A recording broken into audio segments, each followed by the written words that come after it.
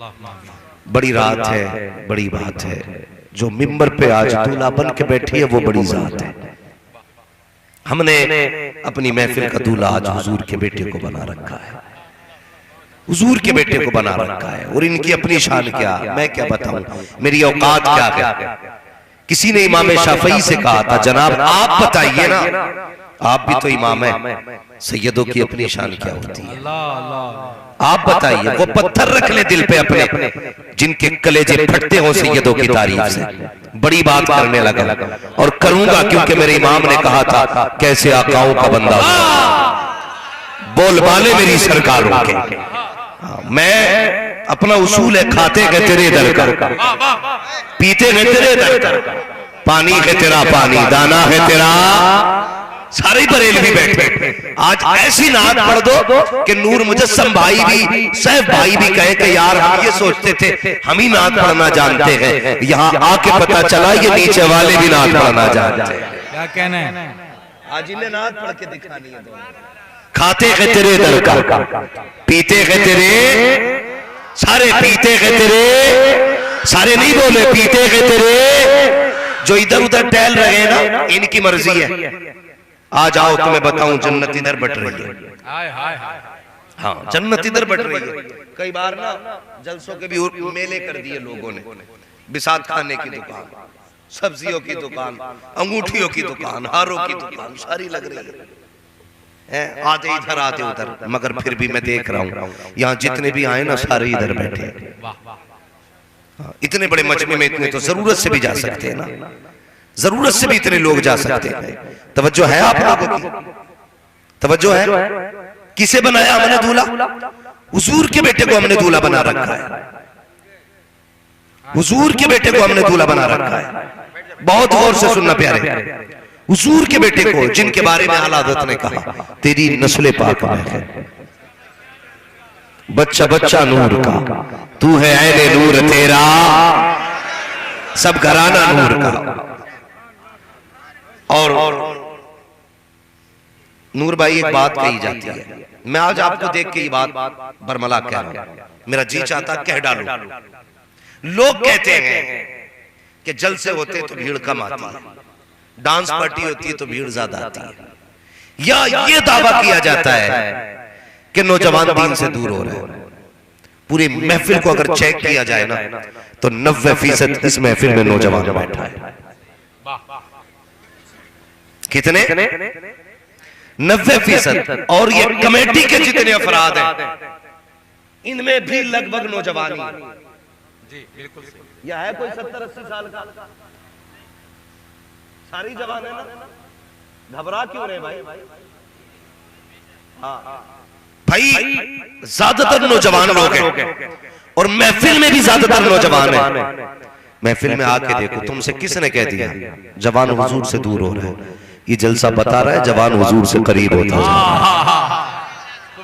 वारिस भाई दूसरी बात कहूं, ये लोग जो कहते हैं ना कि डीजे की पार्टी होती, नाचने वाली होती तो भीड़ ज्यादा होती, मैं कहता हूं नादान आके तो देख, शायद भीड़ ज्यादा हो वहां पे, नाचने वालों को देखने वाले ज्यादा हो, लेकिन खुदा की कसम देख इन कम लोगों को इस हाल में बैठे हैं, ये बैठे इस जमीन में है, लेकिन लग रहा है रिश्ता मदीने से जुड़ गया है, महफिल मदीने जाने लग गई है। वजह क्या है कि बैठे यहाँ है, दिल गुंबदे खजरा का तवाफ कर रहा है और ये कह रहे हैं तुम्हें जाना, तुम्हें माना, ना रखा गैर से काम, लिल्लाहिल हम्द में दुनिया से मुसलमान है। नारे तकबीर, नारे रिसालत, उर्से मुक़द्दस, कलामे आला हजरत, हजरत अल्लामा मुफ्ती हम्माद रज़ा साहब क़िबला मुरादाबाद, अल्लाह सलामत रखे।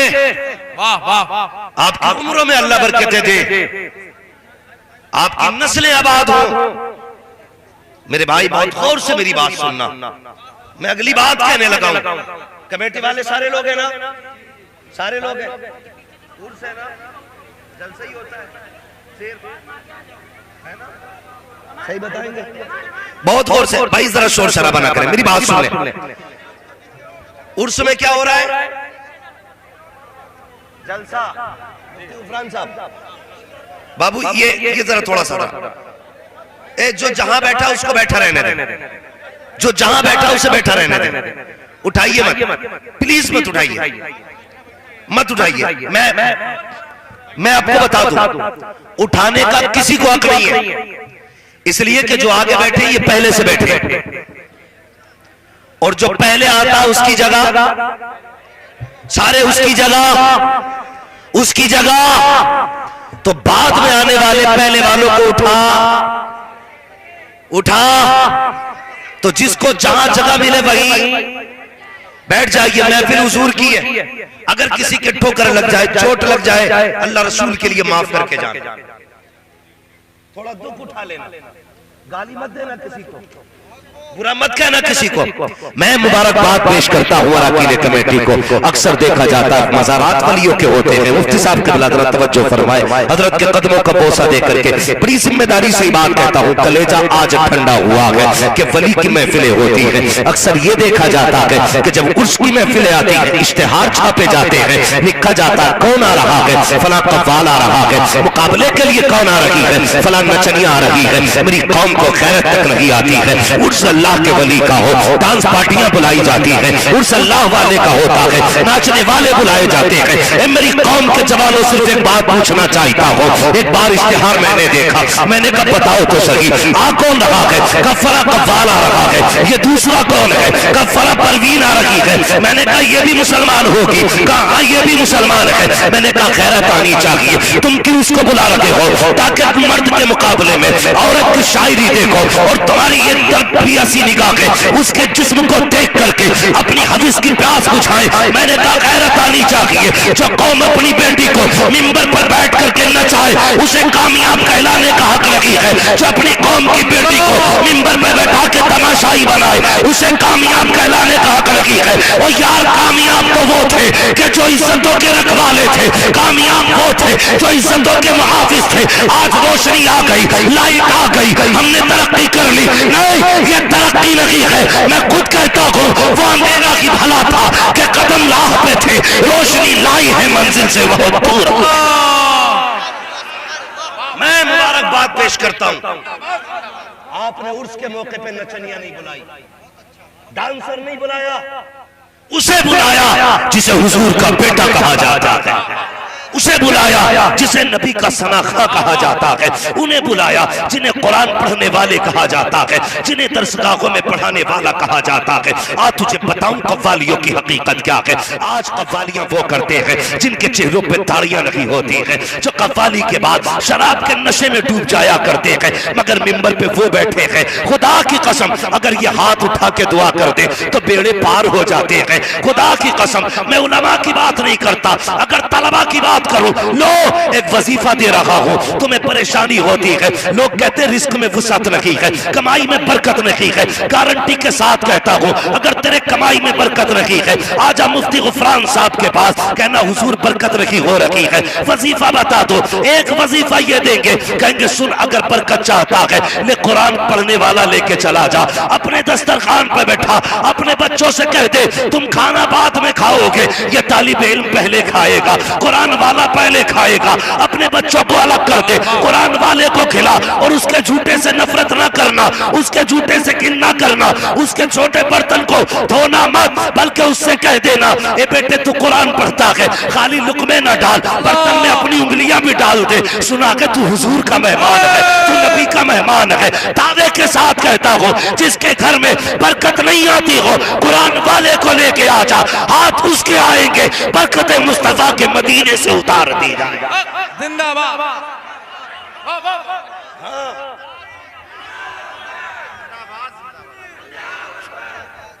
आपको रब सलामत रखे। जिंदाबाद।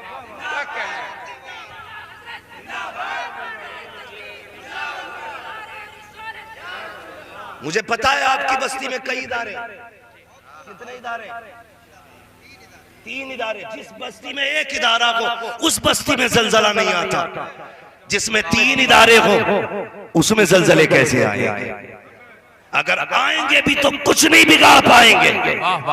इसलिए कि सुने ये उलमा बैठे, ये जिम्मेदार हजरात बैठे, दावे के साथ कहता हूं पढ़िए तफसीर कुरान की, आपको पता चलेगा।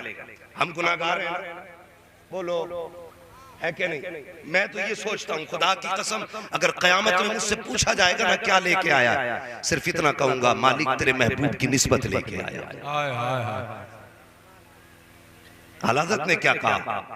बस मासी के सिवा कोई अमल पास नहीं, हाँ अगर है मेरे मौला तो भरोसा तेरा। क्या है हमारे पास? कुछ भी नहीं है ना, सिर्फ हुजूर की निस्बत है, इसके सिवा कुछ भी नहीं है। सुने जितने लोग खड़े, अल्लाह आपको सलामत रखे, जो बैठे अल्लाह आपकी नस्ल सलामत रखे, जो खड़े उनको मैं एक वजीफा दूंगा, घर जाना ना तो माँ के हाथ चूमना, कहना माँ सबने बैठ के हुजूर की बातें सुनी थी, तेरे दूध का कमाल है मैंने खड़े होकर हुजूर की बातें सुनी है। मैं नहीं कहूंगा कि जाओ ये बैठो, जो खड़े हैं बड़ी मेहनत कर रहे हैं, बस मेरी बात सुने। अल्लाह ने ना जब कलम और लोह को पैदा किया और फिर हुक्म दिया उक्तुब, कलम लिख, उसने कहा मालिक क्या लिख? का तकदीर लिख। किसकी? फरमाया सुन पहले आदम की उम्मत का हाल लिख। कलम ने पूछा मालिक क्या लिखना? कि लिख अगर आदम की उम्मत गुनाह करेगी तो सजा पाएगी। बहुत गौर से मेरी बात सुनो, गुनाह करेगी तो जहन्नम में जाएगी। कलम ने लिख दिया। बारी बारी हर नबी की बारी आई, कलम पूछता रहा, बात इब्राहिम तक आ गई। मालिक क्या लिखना? का लिखना जो अब तक लिखा है, इब्राहिम की उम्मत गुनाह करेगी तो जहन्नम में जाएगी। लिखते लिखते मूसा ईसा तक बारी आई। जब मेरे नबी की उम्मत की बारी आई ना, अब कलम ने नहीं पूछा, खुद चला। रब ने कहा ठहर, अब नहीं पूछेगा। कलम ने कहा मालिक अब तक तूने जो कहा टोटल सबका एक ही हुक्म था, सारे नबियों की उम्मत गुनाह करेगी, जहन्नम में जाएगी।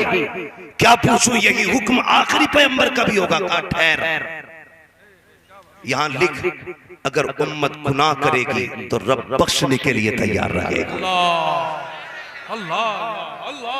महबूब की उम्मत है, अगर ये गुनाह करके तौबा करेगी मैं बख्श दूंगा। अल्लाह अकबर। मालिक तू बताना क्यों बख्शेगा? तो आवाज आती है नादान, अमल तो बख्शने के नहीं थे लेकिन महबूब का चेहरा बचा जाता है, बस उसकी सूरत के सदके में बख्श देते हैं। लोग कहते नहीं है कि थप्पड़ मारता अगर फलां का बेटा ना होता तो, हाँ उठा के पटक देता अगर उसका बेटा ना होता तो, रब कहता घुसेड़ देता जमीन में अगर मोहम्मद की उम्मत में ना होता। हम तो बच्चे इसलिए रहे उनकी उम्मत में पैदा किए गए। कसम खुदा की कुछ भी नहीं है अपने पास, सिर्फ हुजूर की निस्बत है ना। किसकी निस्बत है? हुजूर की निस्बत है जो बच रहे, वरना हालात नहीं थे। पूछे जब हम गुनाह करते हैं ना, अल्लाह हुक्म देता है फरिश्तों जाओ इस बस्ती पे पत्थर बरसा दो। सुने अपनी हकीकत देखे ना, कोई भी चौराहे पे खड़े होकर के कोई भी मौलवी को गाली बकता है, किसी भी हाफिज के खिलाफ कोई भी बकवास करता है। तुम्हें पता है कितनी मुश्किल से कुरान आता है? जाओ कभी मदरसे जाके देखो 8 साल का बच्चा मां के बगैर कैसे तड़पता है। जा कभी मकतब की जाके जायजा ले, जिस बच्चे को मां के प्यार की जरूरत थी वो अपने हाथ से कपड़े कैसे धुलता है। तुझे क्या पता कुरान कैसे आता है? तू अपने बेटे को 10 साल की उम्र में सुबह के नाश्ते में मक्खन पराठे खिलाता है, मगर ये कुरान वाले 3 बजे उठ के खुद से वुजू करते हैं। क्यों ये कुरान नहीं आया? जब तेरे बेटे ऐसी की ठंडी हवाएं खाते होते हैं तब ये कुरान वाले पसीना बहा के कुरान की आयतें रटते होते हैं। तू गुनाह करता है, रब का फैसला होता है, जाओ फरिश्तों पत्थर बरसा दो। अभी फरिश्ते आधा रास्ता तय करते हैं, आवाज आती है वापस लौट आओ। फरिश्ते वापस जाके कहते हैं ए मेरे मालिक बता तो सही, तेरा फैसला खता से पाक है, तू कोई भी चीज सोचने से पाक है, जो तू कहता है हक होता है। मालिक पहले भेजा क्यों था, अब बुलाया किस लिए है? गलत कहता है, जब गुनाह देखे थे तो बर्बाद करने के लिए भेजा था, लेकिन जानते हो जब तुमने आधा रास्ता तय किया, रात के 3 बजे थे, एक 8 साल का बच्चा वुजू करके कुरान लेके बैठ गया है, वो मुझे रहमान कह रहा है, रहीम कह रहा है। जब उस 10 साल के बच्चे ने मुझे रहमान कह के पुकारा, मुझे गैरत आ गई। जिस जमीन के खित्ते पे एक बच्चा रहमान कह के पुकारे, मैं उस बस्ती पे अजाब नाजिल करूं, ये मेरी रहमत को गवारा नहीं है। अगर एक कुरान पढ़ते अजाब हटा दिया जाता है, जहां सैकड़ों कुरान पढ़ते हो, उस बस्ती पे करम की कितनी बारिशें होती। नारे तकबीर, नारे रिसालत, उर्से मुक़द्दस, ख्वाजा का हिंदुस्तान, मसलके आला हजरत हजरत अल्लामा मुफ्ती हम्माद रजा साहब क़िबला जिंदाबाद। बुरा मत मानना, मैं कड़वी बात करने लगा, अंदाज़े बयां मेरा बहुत शौक नहीं है, शायद कि उतर जाए तेरे दिल में मेरी बात। याद रखिएगा, मुझे बताइए, जिसे उर्स के नाम पे, उर्स की महफिल के नाम पे जिस लड़की को मिंबर पे लाके बैठाया गया, वो भी तो किसी के बाप की बेटी है ना? बोलो, किसी बाप की बेटी है ना? सारे बोले किसी बाप की बेटी है ना? फिर मजाक होता है उसमें बहुत ज्यादा, लोग हंसते तंज करते, नई नस्ल को बिगाड़ा जा रहा है, और कुछ अय्याश किस्म के लोग खड़े होते जो बड़ी बड़ी गड्डियां लेकर के नचनियों पे लुटाते। पूरी दुनिया का सर्वे कर लीजिए, सारी कौमों को पढ़ डालिए, किसी कौम में पैसे को ऐसे बर्बाद नहीं किया जाता जैसे हमारी कौम में बर्बाद किया जाता है।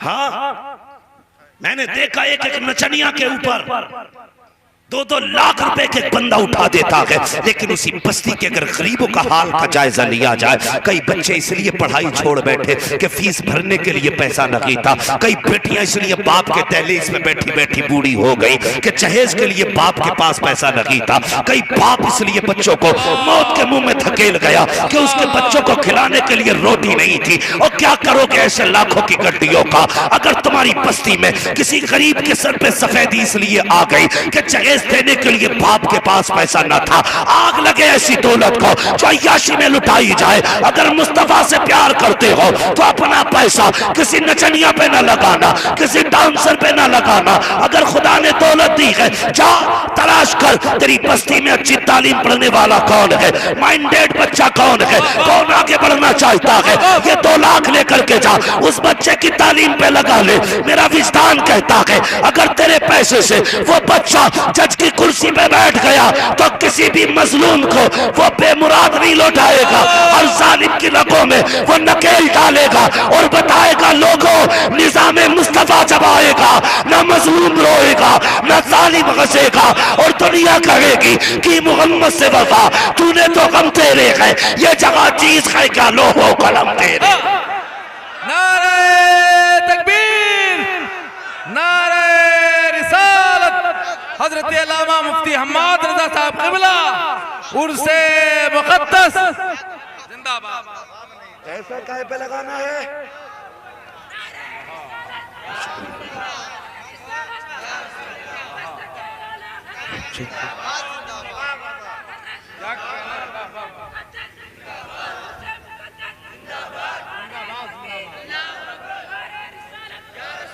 पैसा कहां लगाना है? तालीम पे। किस चीज पे? जोर से किस चीज पे? तालीम पे लगाएंगे ना इंशाअल्लाह। अगर उस पैसे से कोई बंदा MBBS हो गया तो किसी के पानी का जंक्शन नहीं लगाएगा। आज आपको सच्ची बता दूं नूर भाई, आज जो हॉस्पिटल खुल रहे हैं ना, ज्यादातर 99% बिजनेस है। शिफा दवा कोई मतलब नहीं, बिजनेस। उसकी वजह क्या है? इसलिए कि हम लोग ना 1 करोड़ देकर डिग्री हासिल करते हैं MBBS की, 2 करोड़ देकर डिग्री हासिल करते हैं। जो 2 करोड़ अब्बा ने दिए वो आएंगे कहां से? किसी की किडनी बेच के, किसी का गुर्दा बेच के, किसी का फेफड़ा बेच के, ऐसे ही तो 2 करोड़ पूरे किए जाते हैं। ऐसे तो 2 करोड़ पूरे किए जाते। अंगूठा पहले ले लिया जाता, गारंटी नहीं बचेगा या मरेगा। ईरान से तबीब आया था हुजूर के मदीने में, और उसने पूछा कैसे आया? का इलाज करने के लिए आया। हुजूर का मदीना है ना, मेरा जी चाहता फ्री दवाएं बांटो, मगर कसम खुदा की मदीना शरीफ भी मदीना शरीफ है। न हो आराम जिस बीमार को सारे जमाने से, उठा ले आए थोड़ी खान उनके आस्ताने से। हाँ जानते ना, 1 महीना बीत गया, 1 महीना, एक भी मरीज नहीं आया। उसने कहा यार बात क्या है, यहाँ कोई बीमार नहीं होता? किसी ने कहा तुझे नहीं पता ये हुजूर का शहर है, ये हुजूर का शहर है। यहाँ बीमारी नहीं, यहाँ शिफा बांटी जाती है, शिफा बांटी जाती है। हर दर्द की दवा है सल्ले अला मोहम्मद। क्या नुस्खा शिफा है? सल्ले। तो ये जो बैठे हैं डॉक्टर, ये सीने के लिए नहीं बैठे, ये आरा लिए बैठे, काटने के लिए। ऑपरेशन बाद में होगा, 1.5 लाख पहले जमा करें। बंदा ज़ेरे इलाज मर जाए, बॉडी बाद में देंगे, हिसाब पहले करें। कितने गरीब हॉस्पिटल के बाहर सिर्फ इसलिए बैठे रहते हैं, उन्हें कोई 2 रुपए दे दे और वो एक बिकासोल कैप्सूल लें, पैरासीटामोल लें, कोई भी टेबलेट के लिए तरसते हैं। इतनी जालिम दुनिया हो गई कि कोई 2 रुपए की दवा देने तैयार नहीं गरीब को। मैं कहता हूं हुजूर के गुलाम हो, तुम आगे बढ़ो, MBBS बनो, और तुम्हें इलाज जेब भरने के लिए नहीं, खिदमत खल्क के लिए करना है। और मैं दावे के साथ कहता हूं, जिस दिन तू तबीब की कुर्सी पे बैठे, दवा बाद में लिखना, दुरूद पहले लिखनी है। पर्चे पे दुरूद पहले लिख, दवा बाद में लिख, खुराक बाद में दे, दम पहले कर दे। दावे के साथ कहता हूं, जो शिफा तुझे 10 बोतलों से नहीं मिलेगी, वो हुजूर की दुआ से तुम्हें मिल जाएगी, उनके दुरूद से मिल जाएगी। इसलिए मैं कहता हूं, अपने बच्चों को तालीम दो, मुस्तफा का वफादार बनाओ। मैं ये नहीं कहता MBBS ना बनाओ, IAS ना बनाओ, सब कुछ बनाओ, हुजूर का गुलाम पहले बनाओ। इसलिए कि जाके देखो कचहरियों का हाल क्या है। जिसके पास पैसा है वो हर जुल्म करने के बाद भी बरी है, जिसके पास पैसा नहीं है वे बेगुनाह भी कैद में पड़ा है। ये क्या मामला है? क्या ये सब पैसे की महिमा है? क्या कि अच्छा हो अदालत में हुजूर का गुलाम वकील बन के खड़ा हो, तो फिर उमर भी आएगा, गर्दन झुका के आएगा। इसलिए कि अदालतों के अंदर दुनिया की नहीं चलती है, दुनियादार की नहीं, बल्कि अदालतों में सिर्फ परवरदिगार की चला। जिंदाबाद। ये मैं कहता हूं, और आगे बढ़ो, पढ़ेंगे इंशाअल्लाह। उन्हें बुलाओगे उर्स में? उन्हें समझदार लोग हैं, उन्हें बुलाएंगे जोर से। ये पीछे वाले क्यों नहीं बोल रहे? मसला 2 नंबर है क्या? नहीं है ना? मैं सच बताऊं, जब मैं उछल कूद देखता हूं ना कई मज़ारों पे, या चक्कर ऐसे बाल खोल के जो हाजिरी देती है ना, मेरी समझ में बात नहीं आती। मैं सोचता हूँ काश साहिब मजार एक बार इतनी इजाजत अल्लाह दे देता इन्हें ना, कि जरा बाहर निकल के इन्हें ये बता तू राजी है कि नाराज है। तो वो निकल के इतना थप्पड़ फेरते, इतना थप्पड़ फेरते कि पूरी जिंदगी कनपटे लाल रहते। मैं अक्सर कहता हूँ, उजाले अपनी यादों के हमारे साथ रहने दो, न जाने किस गली में जिंदगी की शाम हो जाए। और मैं तो दुआ करता हूँ और गुजारिश करता हूँ उन लोगों से जो मजमे में सुनने आते हैं। अरबाब मिंबर मेरी बात पे तवज्जो दें, अगर बात सच्ची हो तो तायीद करें। बस बहुत गौर से एक बात मेरी सुने। हो सकता है मेरे आने में मेरी गर्ज शामिल हो सकता है कमेटी वालों के बुलाने में कोई उनकी गर्ज शामिल हो, ये भी हो सकता है कि नात पढ़ने वाले, तकरीर करने वाले, मिंबर पे बैठने वाले, शायद हमारी कोई गर्ज हो इसमें, लेकिन जो सुनने आए हैं ना, ये बिना लालच के आए हैं, ये बिना लालच के आए हैं। कसम खुदा की, तुम्हारी मोहब्बतों का कोई मोल नहीं, तुम्हारी चाहतों का कोई जवाब नहीं। वो तुम्हारे ही लिए किसी ने कहा था, जब तक बिके न थे तो कोई पूछता न था, तुमने खरीद कर हमें अनमोल कर दिया, तुमने खरीद कर हमें अनमोल कर दिया।